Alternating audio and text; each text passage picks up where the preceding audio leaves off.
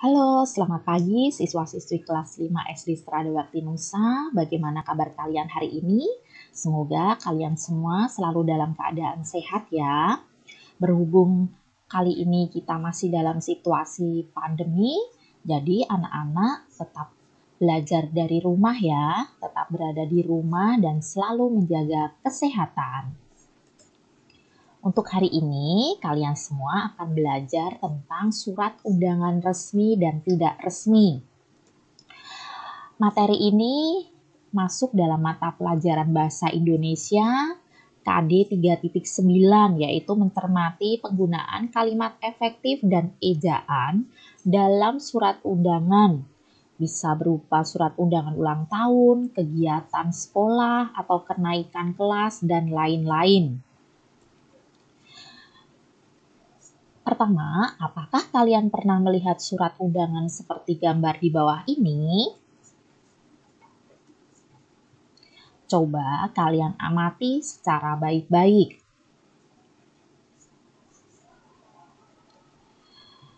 Apakah kalian pernah membuat surat undangan dari contoh gambar tadi?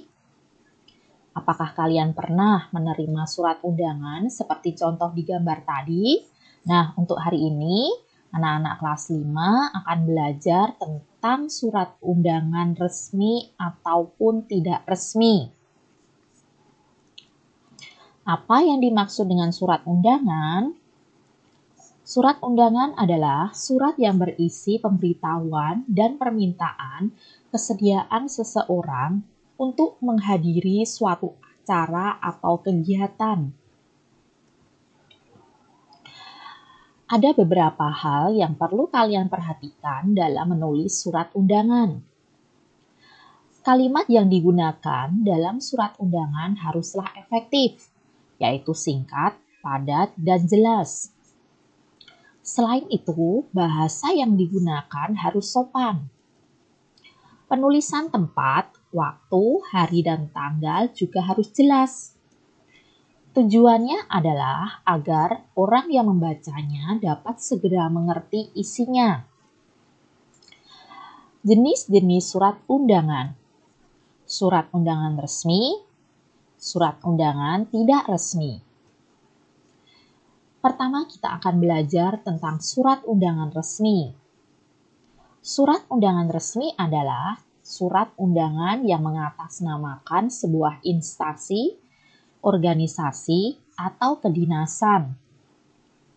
Ciri-ciri surat undangan resmi adalah menggunakan kepala surat, menggunakan bahasa baku atau resmi, digunakan untuk keperluan resmi, terdapat nomor, lampiran, dan perihal. Bagian surat undangan resmi. Nah, ini adalah contoh surat undangan resmi. Apa saja bagian-bagian surat undangan resmi? Yang pertama adalah kop surat. Kedua, tanggal pembuatan surat. Ketiga, memiliki nomor surat, mencantumkan hal dan lampiran. Keempat, ada pihak yang dituju atau alamat surat. Berikutnya, kelima, ada bagian pembuka surat. Keenam, ada isi surat. Ketujuh, ada bagian penutup surat.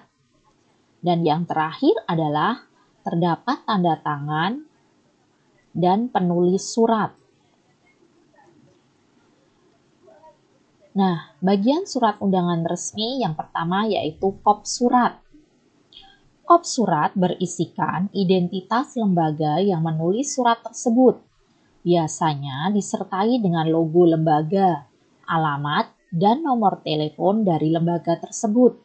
Bahkan ada juga lembaga yang menuliskan alamat email dari lembaga tersebut. Berikutnya yaitu tempat dan tanggal pembuatan surat. Pada surat undangan resmi akan disertakan tempat dan tanggal pembuatan surat tersebut. Format penulisan tanggal pada surat undangan resmi yang benar adalah Tangerang Selatan, 16 November 2020. Nah, Untuk tempat pembuatan surat ini menyesuaikan, bisa juga di Tangerang Selatan, bisa juga Jakarta, Bogor, Bandung, menyesuaikan dengan tempat di mana surat tersebut dibuat.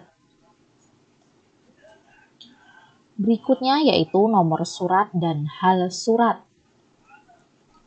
Nomor surat adalah sebuah tanda berupa angka atau gabungan angka huruf yang dicantumkan pada surat dari suatu organisasi, instansi, atau badan usaha.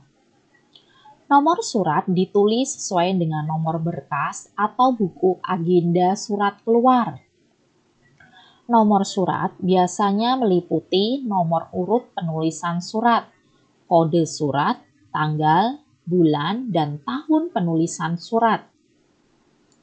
Sedangkan hal surat disebut juga perihal surat atau pokok surat.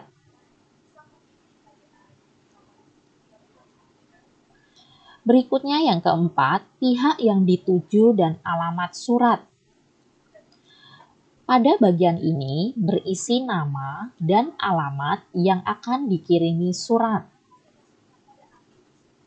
Selanjutnya terdapat salam pembuka dan pembuka surat. Salam pembuka pada surat undangan resmi selalu ditulis pada bagian kiri. Huruf pertama dalam pembuka menggunakan huruf kapital dan diakhiri dengan tanda koma. Contohnya adalah dengan hormat koma, salam damai Kristus koma.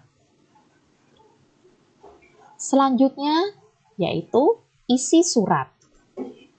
Isi surat pada bagian surat undangan resmi berisikan waktu, tempat, serta acara undangan tersebut. Yang berikutnya adalah salam penutup. Salam penutup pada surat undangan resmi berisikan ucapan terima kasih. Yang terakhir adalah nama pengirim surat atau penulis surat.